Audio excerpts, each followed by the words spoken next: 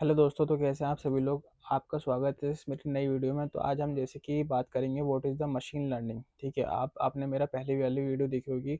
मैंने उसके अंदर आपको एक पूरा रोड मैप बना के दिखाया, ठीक है, डेटा साइंस के बारे में, ठीक है, 2026 का। तो अब क्या चाहता हूँ, मैं थोड़ा सा ना आपके लिए थोड़ा ईजी कर देता हूँ। कुछ पार्ट में नए नए लेकर आता हूँ जो आपके लिए यूज़फुल रहें, जिसके अकॉर्डिंग आप अपना प्रिपरेशन कर सकें और जिसके अकॉर्डिंग आपको बेहतर और बढ़िया जॉब मिल सके। ठीक है, तो मैं आपको एक चीज़ बताता हूँ कि मशीन लर्निंग बहुत इंपॉर्टेंट पार्ट होता है।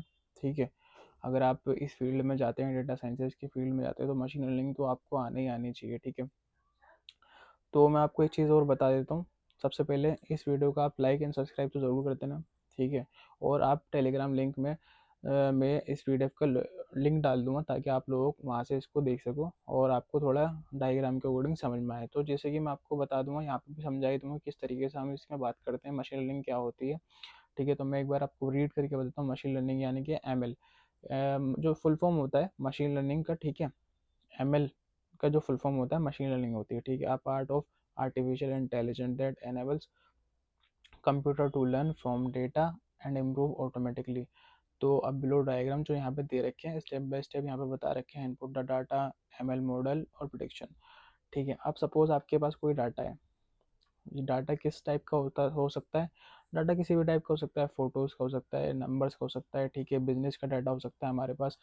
तो अब जैसे कि मैं सपोज मेरे पास कैट है। ठीक है, जो हमारे पास कैट है, तो अब मैं चाहता हूँ कि कैट किस तरीके से वर्क करती है, किस तरीके से वो खाती है, किस तरीके से वो रहती है। तो उस तरीके का मेरे पास डाटा। ये कैट कैट जो है इस टाइम बैठती है, यानी कि 9 बजे कैट बैठती है।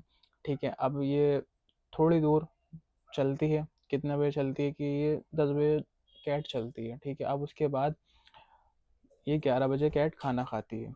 ठीक है, तो अब नेक्स्ट क्या करेगी वो। ठीक है, नेक्स्ट क्या होगा, इस तरीके से हम प्रिडिक्शन करते हैं। ठीक है, एमएल मॉड्यूल के अंदर। तो यही डेटा मैं इस जो एल्गोरिथम होता है उसके अंदर मैं डेटा प्रोवाइड कराता हूँ। ठीक है, अब जो ये मॉड्यूल होता है यानी कि मशीन लर्निंग, ये उस डेटा को अपने अकॉर्डिंग समझता है। ठीक है, कि हाँ भाई कैट इस तरीके से चलती है, इस तरीके से खाना खाती है, इस तरीके से घूमती है और ये इस टाइम पे ये चीज़ें करती है। ठीक है, उसके बाद ये अपने एल्गोरिदम के अकॉर्डिंग उस चीज़ों को समझ के फिर ये प्रोडक्शन प्रोवाइड कराता है, यानी कि इनसाइट्स प्रोवाइड कराता है। तो ठीक है, तो मशीन लर्निंग का काम यही होता है। मशीन लर्निंग का बेसिकली काम ये होता है, जो आप इसके अंदर डेटा प्रोवाइड कराओगे, जिस डेटा के ऊपर आप इसको ट्रेन कराओगे, ठीक है, उसके बाद ये इनसाइट्स निकाल के देगा, उसके बाद ये प्रोटेक्शन करेगा आपके लिए। बेसिकली ये है। ठीक है, अगर कोई बंदा काम 10 घंटे कर रहा है, ठीक है, एक ही सॉफ्टवेयर के अकॉर्डिंग 10 घंटे कर रहा है। ठीक है, अब वही काम मशीन लर्निंग के थ्रू 10 मिनट में हो रहा है। तो आप मुझे बताओ, मार्केट आपको प्रेफर करेगी या 10 घंटे वाले बंदे को प्रेफर करेगी। आपको प्रेफर करेगी बेसिकली, कि आप 10 मिनट में उसका काम करके दे रहे हो। ठीक है, आप नए नए टूल के उसके साथ हेल्पफुल बना रहे हो उसका काम, तो वो आपको प्रेफर करेगी मशीन लर्निंग के थ्रू। ठीक है, तो अब नीचे आप देख सकते हो कि मैंने कुछ डायग्राम यहाँ पे बनाए। ठीक है, जैसे आपने कोई डाटा प्रोवाइड करा दिया, जैसे कि मैंने आपको बता दिया एग्जांपल, कैट का डाटा आपने प्रोवाइड करा दिया। ठीक है, उस डेटा को लेगी, उसके बाद क्लीन होगा वो डेटा, उस एल्गोरिदम के थ्रू क्लीन कराया जाएगा। जो भी उसको लगेगा कि इस एल्गोरिदम के थ्रू कि डेटा यूजफुल है, ठीक है, ये डेटा बेकार है, तो वो हटा देगी। फिर फीचर इंजीनियरिंग होगी। ठीक है, डेटा को साफ सुथरा बनाएगा, बिल्कुल एकदम क्लीन कर देगा। ठीक है, फिर उस मॉडल के थ्रू ट्रेन करेगा अपना आप को, कि हाँ भाई इस डेटा के अकॉर्डिंग अपना आपको ट्रेन कर दिया, उसके बाद आपको ये इनसाइट्स प्रोवाइड करा के देगा। मशीन लर्निंग का काम यही होता है। ठीक है, अब जैसे यहाँ कि पर आप आप चैट जीपीटी पे एग्जांपल समझो। सपोज आपने चैट जीपीटी को कोई भी कमांड दी, कोई भी डाटा आपने उसको प्रोवाइड कराया। ठीक है, वो किस तरीके से वर्क करता है, तो वो सबसे पहले स्टार्ट करता है, ठीक है, डेटा को नॉर्मलाइजिंग करने के लिए। ठीक है, फिर उसके बाद डेटा सेट को वैलिडेशन करता है, वो इकट्ठा करता है चीज़ें। ठीक है, फिर डेटा टेस्ट करता है। ठीक है, टेस्टिंग भी होती है। फिर डेटा सेट को फिर ट्रेन भी करता है वो। ठीक है, फिर data feeding to AI model होता है। ठीक है, एएन कॉन्फ़िगरेशन। ठीक है, इस तरीके से डेटा चैट जीपीटी जो है अपना वर्क करता है। ठीक है, फिर मॉडल को ऑप्टिमाइजेशन पे डाला जाता है।